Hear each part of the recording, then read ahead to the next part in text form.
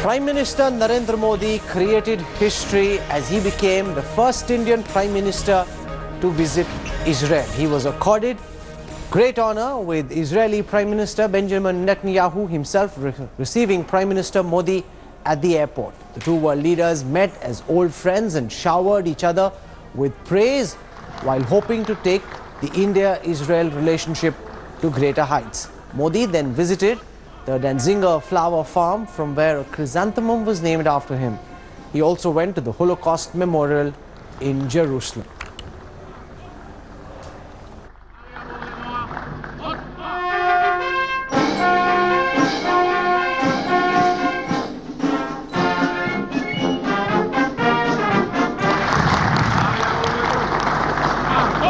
The big achievements of the Prime Minister's visit is Israel agreeing to sell armed drones to India. Now, make no mistake, this is a game changer. This is weapon technology that India has been looking to purchase but has been unable to purchase because other countries that have these weapons, like the United States, simply don't want to sell them to us. They're willing to sell unarmed drones but not armed drones. Now, remember, armed drones are the weapon systems that have been effectively deployed by countries like the US to take down some of the world's most notorious terrorists.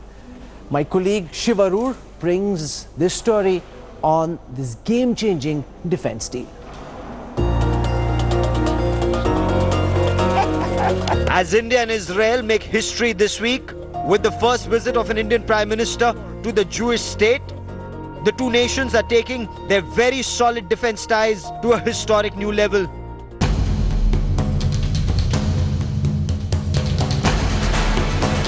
Israel had signed up to supply India with its first ever drones capable of missile strikes. Very much like the American Predator and Reaper drones in Afghanistan, Pakistan and Iraq. In 2015, India cleared a $400 million deal for 10 Israeli aerospace Heron TP drones, known in their country as ETAN. The drones will come armed with missiles to strike targets with surgical precision at safe ranges, negating the need to endanger the lives of Indian Air Force pilots and larger aircraft.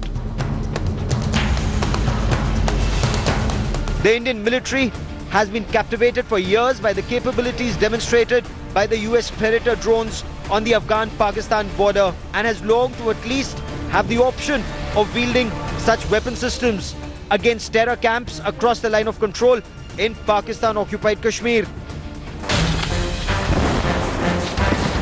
While the Indian Army conducted a blistering surgical strike last year on Pakistani terror launch pads in Pakistan-occupied Kashmir, more than 45 terror camps still flourish across the line of control.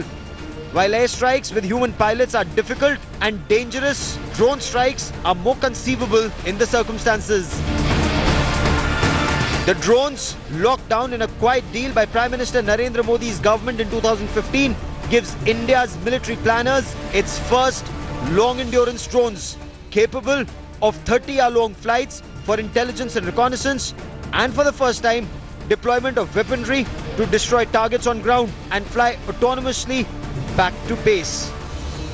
The acquisition of the Heron TP combat aerial vehicles will be a game changer for India in this region. It will be a big asset in the war on Pakistan-sponsored terror. But these combat unmanned aerial vehicles are not the only acquisition from Israel that will change the face of India's relationship with that country. Short-range surface-to-air missile, MRSAM's medium-range surface-to-air missile, and quick-reaction surface-to-air missiles are also being talked about. With Prime Minister Narendra Modi in Israel, deliveries of the game-changer drones could begin any day now, as India gets set for a historic, though controversial, new capability the country's enemies will be watching. With Padmaja Joshi in Israel, Bureau Report, India Today. Now, this is a significant game-changing purchase, because using these drones, India will have the kind of capability that currently only the United States has. The UK has this capability as well, but in the subcontinent, to be able to deploy drones which can take down targets. So you could be sitting in a country far away from your actual target. Remember when we did the surgical strikes against Pakistan, we actually had to send boots on the ground. We had to send commandos across the line of control to be able to pin down the terrorists. What you can do now with these Hiron 10 drones is you can be sitting in Delhi, you could be sitting in Mumbai, you can remotely pilot your drone and take down the likes of Hafiz Saeed, the likes of Syed Salahuddin, pick your target, take him down. That's the message. Whether we do it or not is a whole different matter, but at least that's the message that's being sent. These are capable of missile strikes. It's virtually like an aeroplane. The only difference is there's no human being on that aeroplane, so the possibility of a loss to life is minimized. That is the advantage of these Hiron drones. Make no mistake, top of the line. I want to bring you now what achievements similar drones have been able to deliver. Drones used by the United States in theaters like Afghanistan, Iraq, Syria, taking down some of the world's most wanted terrorists. Here it is.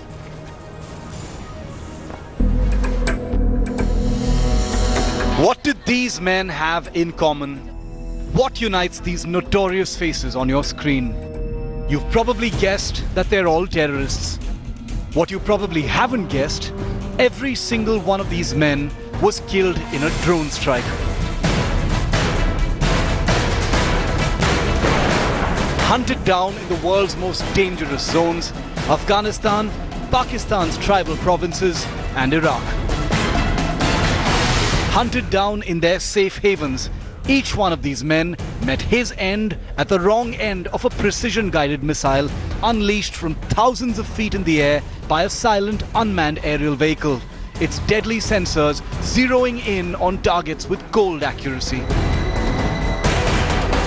While the drones doing this deadly work were remote-controlled by the US Central Intelligence Agency as part of Washington's war on terror, the world sometimes forgets about the other big haven for Pakistan-backed terrorists, Pakistan-occupied Kashmir, an area that hasn't had the pleasure of a drone visit so far.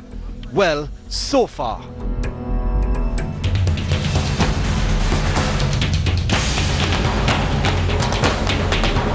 With Modi in Israel, India is all set to receive its very first Predator-like armed drones from the Jewish state. And the spotlight has now shifted to Pakistan's hotbed for anti-India terror. The big question beckons, armed with missile-firing drones, does India intend to launch precision strikes to destroy the over 40 terror camps that flourish in POK? With India's most wanted terrorists frequenting POK terror camps to carry out their business, is it just a matter of intelligence and political will for India to launch drone strikes on terrorists like Hafiz Saeed, Zakiur Rahman Lakhvi and even Syed Salahuddin of the Hizbul Mujahideen? Prime Minister Modi has given the country's military a contentious and never-before capability that can change the game completely in Pakistan-occupied Kashmir. The question is, will India pull the trigger? With Padmaja Joshi in Tel Aviv, Israel, Bureau Report, India Today.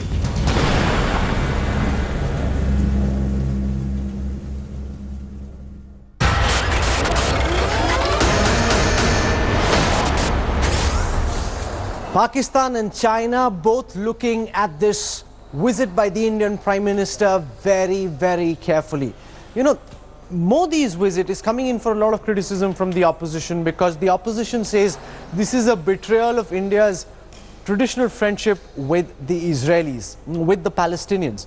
And therefore, while there is an embrace of Israel, have we forgotten our Palestinian friends? What's the big strategic message being sent out by the Prime Minister? Joining us on the Newsroom Showdown tonight, one of India's foremost diplomats, Hardeep Puri, very, very well-known practitioner of diplomacy, now associated with the BJP. Abhishek Manu Singhvi is the national spokesperson of the Congress party. And we've got Asuddin Owaisi, member of parliament, joining us. And since Asuddin Owaisi's voice has been the one most prominent voice of the opposition, I want to kickstart this debate by bringing in Asuddin Owaisi first on, you know, why he's so upset with the Prime Minister's visit to Israel. Because the government is saying we have de-hyphenated Israel and Palestine. Palestine is important to us and we've received their dignitaries, We are committed to the Palestinian cause, but this is about breaking a 70-year-old taboo. This is about India's friendship with Israel. Why are you, Mr. Owaisi, so upset? Well, from last 25 years, India has diplomatic relations with Israel since when Narasimha Rao was the Prime Minister. And in last 25 years, whenever an Indian delegation has gone to Israel, they have visited the occupied territories, which has been illegally occupied by Israel. We have reaffirmed and reassured the Palestinians about their support. We have condemned the atrocities which are still continuing on Palestinian by Israelis. Now the Prime Minister is there not for few hours or one day, he is there for 3 days. I am really surprised that what has stopped the Indian Prime Minister to visit the Palestinian territory, because it's the cornerstone of our foreign policy from 7 decades that we have stood with the Palestinians. And now this government has taken a complete U-turn. And that is really objectionable, because Israel is the only occupier in the whole world as of now. You know, Rahul, we have countries who maintain diplomatic relations with Israel and still condemn it. Take the example of Turkey, Qatar. They have diplomatic relations, but they condemn Israel when it comes to Palestine. Set the stage for this debate. Let Hardeep Puri respond. You know, never in the last 25 years since we've had diplomatic ties with Israel have leaders gone to Israel but ignored Palestine. This is the one constant criticism that the opposition is throwing the government's way. They're saying this is a radical departure from India's foreign policy of the past. Mr. Puri.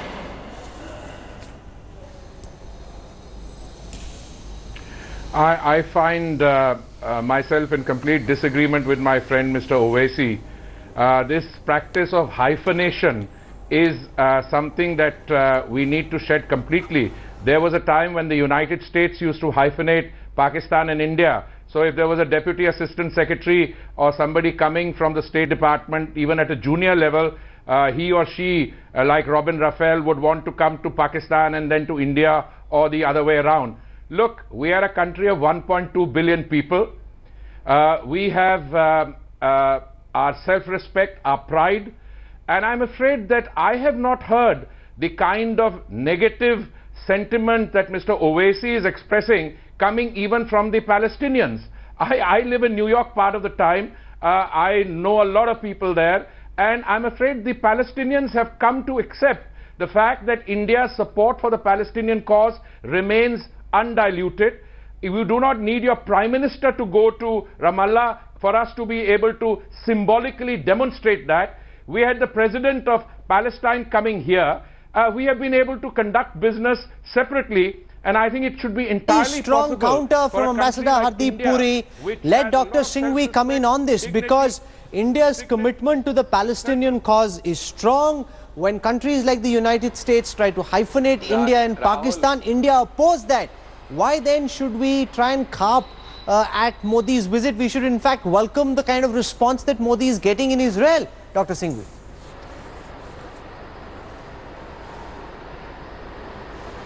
Rahul, there is no question of cavilling or carping at a Prime Minister's visit abroad. The Congress is not critical of the visit. I don't know who has got this idea from where.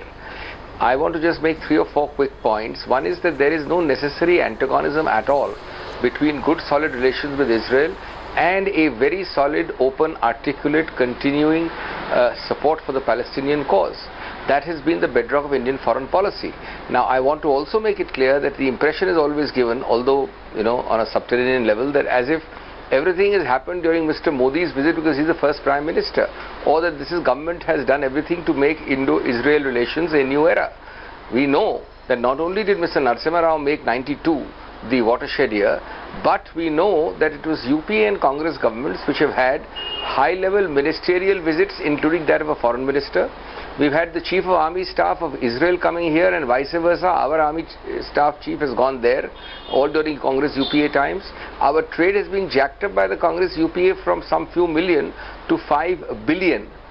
Highest concentration of defense deals is all during our time. So I don't see this kind of an impression being given that just because the Prime Minister level visit has happened, therefore a magic button has been pressed. We must continue to judge this visit by the deliverables, which it will, I hope, deliver, not merely by the optics and the photo opportunities and the bear hugs. I think there is scope for deliverables. Let's wait for those deliverables. As far as the Palestinian cause is concerned, Rahul, I keep hearing, of course we all understand that famous quotation, that foreign policy is a matter of national interests, competing interests, and not of morality. But I don't see any antithesis of morality and pragmatism. After all, remember, India was the first country to cut off trading ties with South Africa during apartheid. Now, I don't think we can go to the extent of saying that we will condone apartheid. Similarly, we must articulate our support for the Palestinian cause. We must reassure them. We must make them feel wanted. Okay. That's about it. Mr. Owaisi, no Prime Minister. You know, that's a very strong counter that even the Palestinians aren't objecting to Prime Minister Modi's visit. They've made their peace with India's relation with Israel. So why is Assuddin Owaisi and people like him, why are they so upset? You know, it's not as if the relationship with Israel is being built in any way jeopardizing our relationship with Palestine. Why can't we continue with both in a dehyphenated fashion? Well, our diplomatic relations with Israel is at the cost of India's support to the Palestinian cause. Because that is the point. Because this will give a great handle to the Israeli propaganda missionary to go to the world and whitewash all the atrocities and say that here we have one of the biggest and largest democratic countries of India coming over here, and he did not even visit the Palestinian territories. Whereas, you know, this has been the consistent policy of India, that we withstood with the Palestinians. Now, you know, when you talk about, no, we have to have a security arms deal with Israelis. You know, as I have been a member of Defense Standing Committee from last 5-6 years, and I know for a fact that the Israelis have never given us cutting-edge technologies for surface-to-air missile. How will this relationship help us in controlling China? Please tell me. And Israel says LET, condemns LET. Then what has Israel done to bring back Lakhvi, Hafez Saeed? These fellows were involved in killings of even Jews in Mumbai. So that is why, you know, this whole question of, I would say that this whole visit of Prime Minister is like an overkill. You know, it's like an overkill completely. You're calling this an overkill. I'll let Hardeep Puri respond. You're saying Israel hasn't helped us so far. They've got so much intelligence, so much weaponry. Take down Hafiz Saeed, take down Syed Salahuddin. Is that at all fair? Or do you believe this embrace, our headline today is Brothers in Arms, this embrace will ultimately yield the kind of objectives that Assuddin Owaisi is talking about, Mr. Puri? There are three separate issues involved here, Rahul. One is the value of the relationship we have with Israel, and I think that's an assessment which the government of the day has to make, and I am entirely in agreement with my friend Dr. Singhvi, who says that this is a relationship whose value we saw in the previous governments. As I said earlier on an earlier show, in 1992 when Mr. P.V. Narasimha Rao was the Prime Minister, shortly before he embarked on a visit to New York to attend the Security Council summit, we had done the homework and we announced resumption of full diplomatic relations with the State of Israel.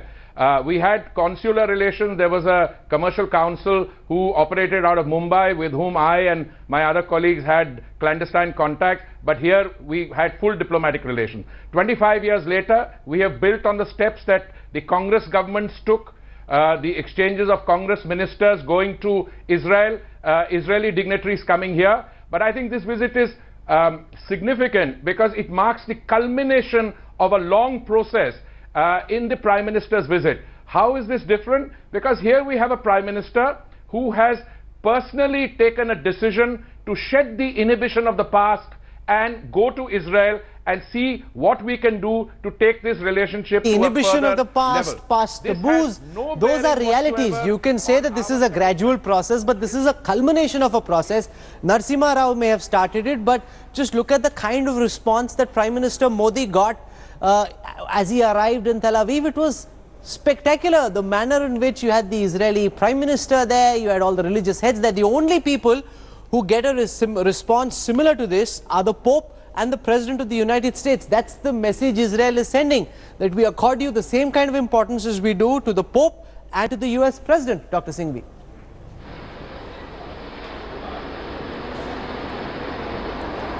Now, I just want to complete this. Well, India is always very happy when India is feted and felicitated, and Indian Prime Minister is everybody's Prime Minister, and I think it's very good to be proud of our own Prime Minister being felicitated. That's not the problem at all.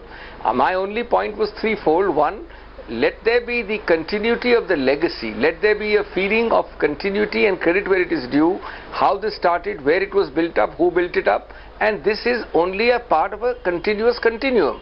Second, that he must make also the right noises for the Palestinian cause. How does it cost the Prime Minister if he makes a few right noises of reassurance? Our policy can't be changed even by a Prime Minister, and I'm sure and I hope and trust it has not been changed, of solid support for the Palestinian cause based on the 1993 Oslo Accord and based on repeated assertions by Indian Foreign Ministry and Government of India. But then he must also articulate them and reassure those people. And thirdly, he must give credit where it is due. He must look back as much as forward, and he must be inclusive in his approach. That's about it. What else does the country want? And nobody is critical of a Prime Minister on a foreign trip abroad.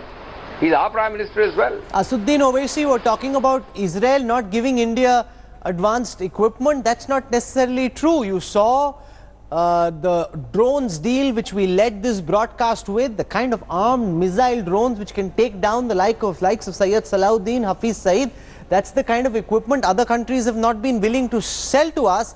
Israel saying, here they are, we're willing to give you these drones. They're putting their money where their mouth is. They're giving us the equipment that we need, which others aren't willing to do. So that's a big deal, Mr. Owaisi. The Israeli drones, Rahul, have completely failed. Let me also remind you, you have a military background. The border control electronic sensors have been ineffective. The infiltration still continues. The Pakistani terrorists still enter India. They kill people, they maim our soldiers. So how effective that has been? You see, how can Israel help us hello? Yes, go ahead. I hear you. Yeah. I hear you. Yeah, so how can Israel help us? Is Israel going to give us drones where we can put arms or missiles over there? No, Rahul. Israel can go and bomb Lebanon. And you talk about the military supremacy of Israel. I have been to Lebanon in 2005 or 6. I have seen how Israeli army was defeated by ragtag militia. So let us not give too much of credit to Israeli military supremacy or their arms. India, the world should learn from India how to control terrorism. Because it is India which cannot act as Israel and go and bomb Lebanon or enter Lebanon or go and bomb Iraq or whatever it is.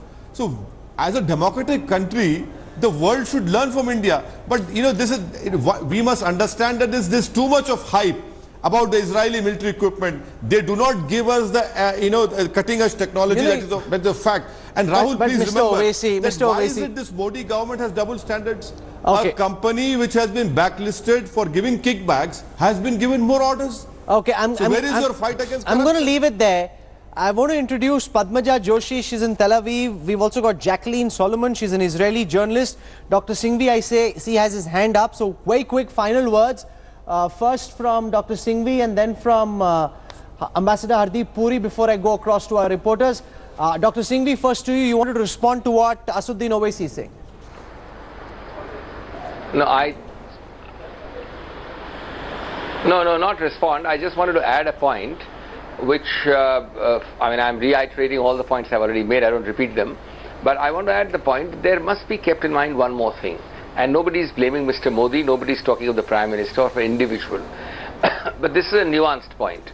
There is a perception, there is a feeling, there is probably there is much to that feeling, that this government has a certain approach to minorities. Now I'm putting it as neutrally as possible in a foreign policy context. To dispel that impression, the Prime Minister on a foreign trip in a country as sensitively located as Israel must walk that extra mile. That's about it. That's the point the Congress Hardeep Puri respond. let me put that more bluntly, because the BJP doesn't care very much for votes from the minorities, therefore the Prime Minister doesn't feel the need to reach out to Palestine, unlike previous governments which have cared more for minority votes and therefore made that extra outreach, which the BJP under Prime Minister Modi don't wish to make or don't feel the need for. Very quickly, Ambassador Puri, final words. I think it's entirely understandable for Dr. Singhvi to make that point, but you know, I'm a proud Sikh and I know how the Sikh minorities have fared under successive governments, under the BJP and or under the Congress government in 1984. I don't want to start that discussion at all. But insofar as Mr. Modi is concerned, I think as the leader of India, as a Prime Minister, he has welcomed the President of Palestine to India. We have been having discussions on the Palestinian. But if the point needs to be reiterated, I take the point. It should be in some suitable form. But I think insofar as Mr. Owaisi is concerned, he seems to have missed a very important component of our efforts at defense preparation, that we made a request for unarmed drones to the Americans in the Obama administration. We could not get them. Under the Trump administration, we have been promised, and we are negotiating a contract for unarmed drones. Now, insofar as Israel is concerned, this is the first time that a commercial contract for armed drones concluded in 2015 is being operationalized. I think as a former Ministry of Defense official, this is a big deal. Oh, absolutely. It's a big deal. Make no mistake about it. And Mr. Owaisi is wrong on a point of fact. These are armed drones. They are deadly and they are lethal. Make no mistake about it. Yeah. Ambassador Hardeep Puri, Abhishek Singhvi and Asuddin Owaisi for joining us on this very crucial face-off. Thank you very much. I want to go across now very quickly to Padmaja Joshi and to Jacqueline Solomon. To Padmaja first. Padmaja, what's been the kind of response, the kind of welcome that we saw at the airport was quite spectacular. The Prime Minister has been travelling for 3 years now. In no other country have we seen the kind of razzmatazz that we saw on his arrival at Tel Aviv. And the kind of reception that he saw over here hasn't been seen in Israel either, with the exception maybe of the US President Donald Trump and the Pope himself.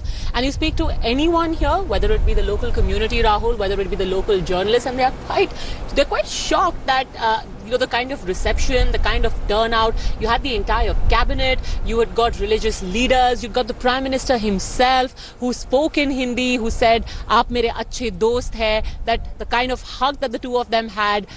You know, you had Benjamin Netanyahu in the course of that hug saying, "This is historic, this is huge." And then he's pretty much going to be with him every step of the way. So the next 3 days that the Indian Prime Minister spends over here in Tel Aviv and Jerusalem, Rahul, we are going to have his Israeli counterpart practically shadow him. This is really, really rare. So for anyone who's in any doubt about the kind of importance Israel is attaching to it, I think tomorrow there is a brief meeting that Mr. Netanyahu has with the president. And after that, again, there will be a series of meetings where he will be accompanying his Indian counterpart. And of course, the two of them are meeting for a personal dinner in the evening today as well, before the formal talks that happen tomorrow morning. And that, I think, is quite enough to show what is the importance of this visit for the Israeli government. Padmaja has a lot of work to do today. She's in Tel Aviv, will be covering this visit. I'm going to let her go. Thanks, Padmaja. I want to go across to Jacqueline Solomon. We've been looking at how India is perceiving this visit. You're in Israel. Tell us what the Israelis are thinking. Jacqueline, welcome.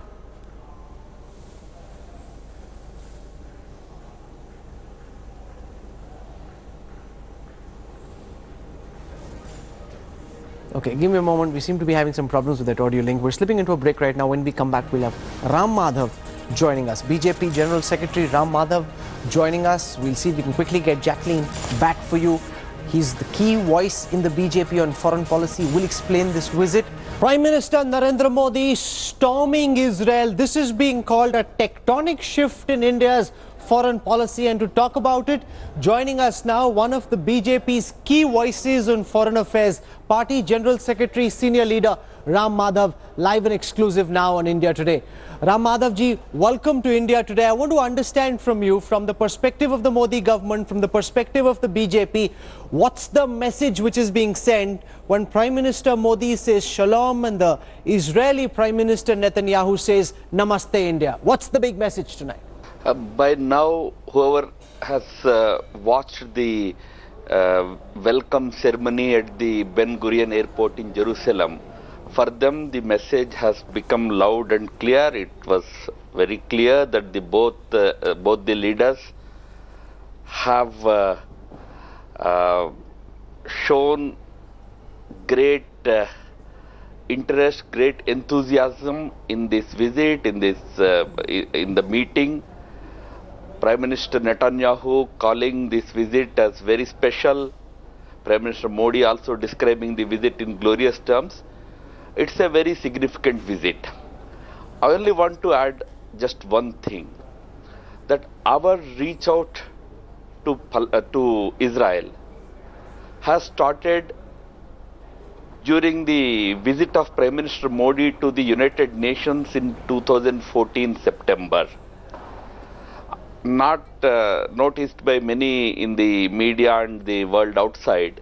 There was a one-on-one meeting between Prime Minister Netanyahu and Prime Minister Modi on the sidelines of the UN General Assembly meeting in 2014. This whole talk about breaking the convention, standalone visit to Israel, etc., etc. The seeds of it were sown in that meeting itself. So in the last 3 years, we from our side have shown our interest in dehyphenating our relationship with West Asia, connecting with countries on individual basis, on standalone basis, and today, for the first time, the Indian Prime Minister has made a standalone visit to Israel. But I want to understand that, because this is a 70-year-old taboo. No Indian Prime Minister going to Israel before this. In fact, in 1947, India voted against the creation of Israel. So from there, this is a complete turn from where things were. You've seen the amount of political criticism this visit is coming in for from the opposition, which is saying if Prime Minister Modi has made the effort of going to Israel for 3 days, why could he not have gone to Palestine?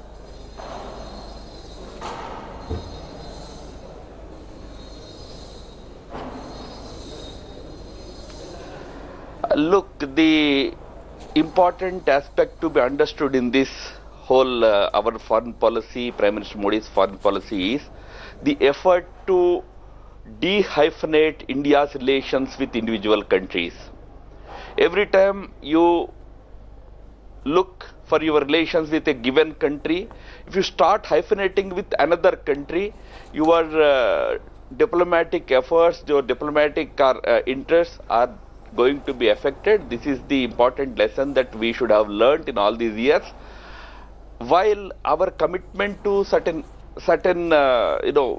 just causes that include the just cause of the people of Palestine also, while we continue to have our commitment to those causes, we should not keep this hyphenation going. Every time you talk about Israel, you have to talk about Palestine. Every time you talk about Palestine, you have to talk about Israel. I think there is a marked shift in the foreign policy now, at least under Modi. We look at countries on standalone basis. On issues where we have to stand by Palestine, we will do that. But on issues where India's interests command and demand that we build our relations with another given country like Israel, we should not hesitate to do that. That is the message that we have been giving in last 3 years. We have done it in the case of China, in the case of Pakistan, in the case of Russia and America. We have dehyphenated our foreign policy in a big way. No, because we're seeing, for example, I want to read to you this article in the Jerusalem Post just ahead of Prime Minister Modi's visit. It says the political transformation that's taken place within India has had an impact in foreign policy vis-a-vis Israel.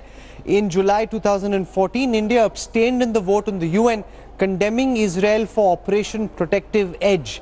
The way this is being seen by our Palestinian friends is that India is embracing Israel at the cost of Palestine.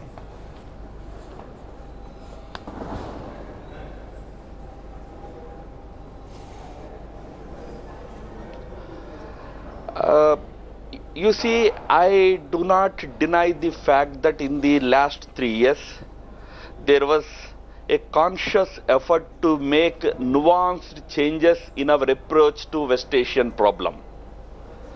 There were occasions when India had abstained from voting, but there were many other occasions, many other resolutions on which India has supported Palestine as it used to do before.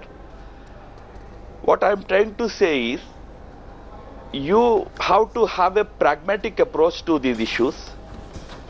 And as I said, as a government, we decided, our Prime Minister Modi has decided that we have to deal with countries on individual basis, on specific country basis. This whole business of clubbing things together, that's why I referred to the meeting between Prime Minister Modi and Prime Minister Netanyahu in New York in September 2014. No, I was deeply involved at that time. This very same question was raised from within. This time you see it being raised outside by the media and others. But that time the question was raised by the people in the system as to whether we should really have a meeting with the Prime Minister of Israel when the leader of the Palestine people, Mr. Abbas, was not available for a similar meeting in New York. But that time, Prime Minister took the decision that this whole thing of hyphenating every time I meet with Abbas, I should have Netanyahu also available for a meeting. I meet with Netanyahu, I should have Abbas also available for a meeting. This need not be the approach. As I said earlier, our commitment to issues remains. But our relations with a given country should be guided by our interests. Ram Madhavji, how significant is the purchase of these unmanned aerial missile drones, the kinds that the United States has been using to take down some of the most notorious terrorists in the world, Israel now giving us access to those same high-tech drones? How significant a purchase is this? What does the Modi government intend to do once these drones are with us in our arsenal?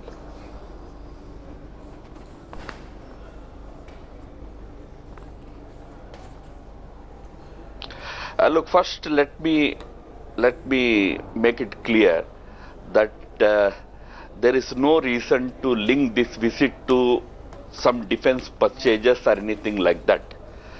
This visit especially is intended to convey our strong desire to build lasting relationship with Israel.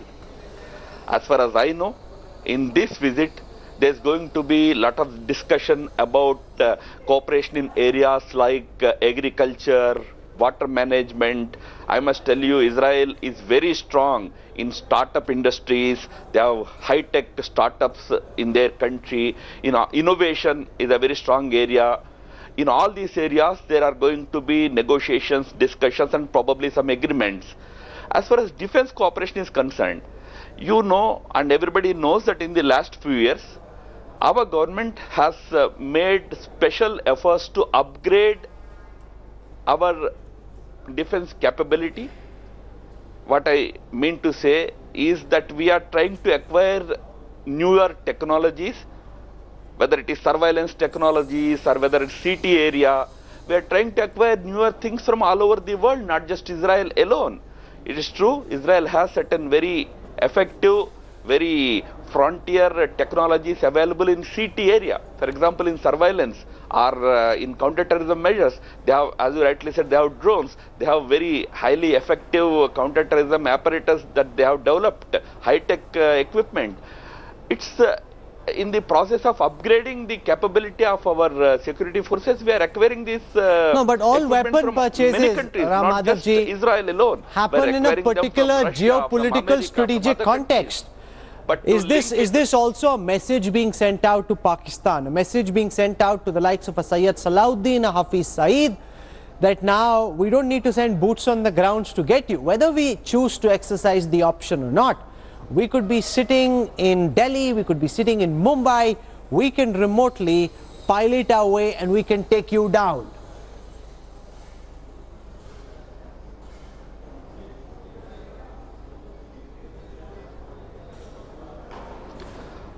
There is no doubt that we are serious about upgrading our capabilities.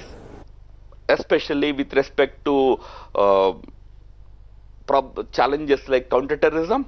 Yes, in that whatever needs to be acquired, whatever is available for us to acquire, we will make efforts to acquire all those things.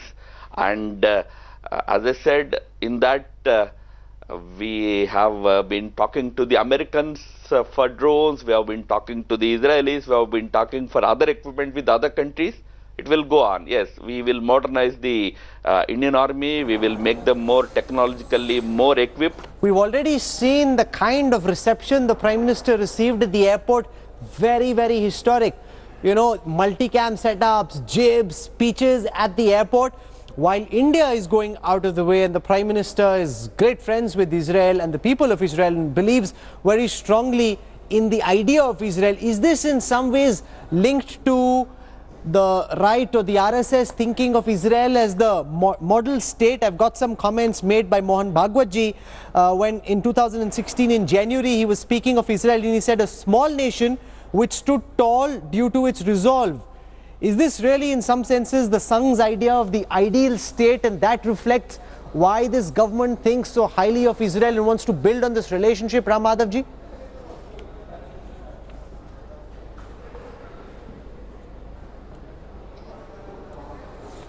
Look, definitely in RSS or in the patriotic circles of this country, there has always been great admiration for Israel, the way it stood up to the challenges, a small country with small population, huge kind of enemies encircling it, yet a nation with fervor, with patriotism, how it withstood all the challenges. This has been a subject of study for many scholars all over the world, not just in India. But having said it, let me remind you, it is not a party-specific question. The bilateral relations with China, with Israel, were initiated when P.V. Narasimha Rao was the Prime Minister. When you talk about 25 years of our bilateral relations, it was Narasimha Rao who was responsible for taking the relationship to the first level. From there on, the relationship has always gone ahead only. Vajpayee ji took it to the next level by inviting the then Prime Minister of Israel to India's Republic Day parade. After almost 14 years, Prime Minister of India is reciprocating that visit. Okay. This has happened on a bipartisan basis. There is a larger national consensus on building strong relations with Israel. I'm going to leave it there, Ram Madhavji. You've been able to try and explain from your perspective at least why the relationship between India with Israel and Palestine has been dehyphenated and how this is not necessarily a betrayal of the Palestinian cause. As we build on the relationship with Israel, we're not forgetting an old friend but trying to forge ties with a new one. You also accept that there is in fact been a substantive change in India's approach to West Asia. Ram Madhav, General Secretary of the BJP, for joining us on this broadcast. Thank you, sir. Okay, so far we've been hearing Indian perspectives on Prime Minister Modi's visit to Israel. I want to go across live to Israel. Jacqueline Solomon is joining us. First, let me see if we have a live link with her. Jacqueline, welcome. I'm very curious to know, we're seeing how, everyone in India thinks it's a huge, successful visit, the kind of reception the Prime Minister got as he landed in Israel. What are Israeli journalists and Israeli people making of the first visit of the Indian Prime Minister? Hi, Rahul. Good evening to you. Yes, here in Israel, everyone is very, very excited about this visit, and it was as expected. We knew that Prime Minister Benjamin Netanyahu was going to accompany him right from the time he lands and for the next 3 days. And the huge welcome that he received from the diplomats and from the religious leaders of this country was really very nice. And we all are looking forward to see both the Prime Ministers addressing the Jews of the Indian origin and the people of Indian origin over here in Israel tomorrow. And tomorrow, both of them on the same stage. It's very much looking forward to this. Okay. And tell us, especially in the context of Palestine, every Indian leader who's been to Israel previously has also simultaneously visited Palestine. This is the first time the relationship has been dehyphenated. How is that being looked at in Israel, and also what are you picking up from Palestine? I understand, and I think that most of the Indians over here take it as a welcome sight from the side of the Prime Minister of India, Mr. Narendra Modi, and we completely respect his decision and very much welcome it. Okay, and also finally, what do you see happen tomorrow and the day after? What do you think will be the biggest takeaway from this visit, Jacqueline? We are waiting for the address from the Prime Minister. We are going to be 5,000 plus Indians coming on one stage together to see the Prime Minister, to hear him. This is something that has never happened in Israel before, and we are very much looking forward to it. Okay, I'm going to leave it there. Jacqueline Solomon for joining us. Thank you very much. India Today's reporters and editors in Israel will be tracking every dimension of this story very closely. This is where I wrap up the newsroom tonight. We look forward to seeing you 10 p.m. tomorrow evening with another action-packed edition of the newsroom. Till then, from all of us here, goodbye, good night.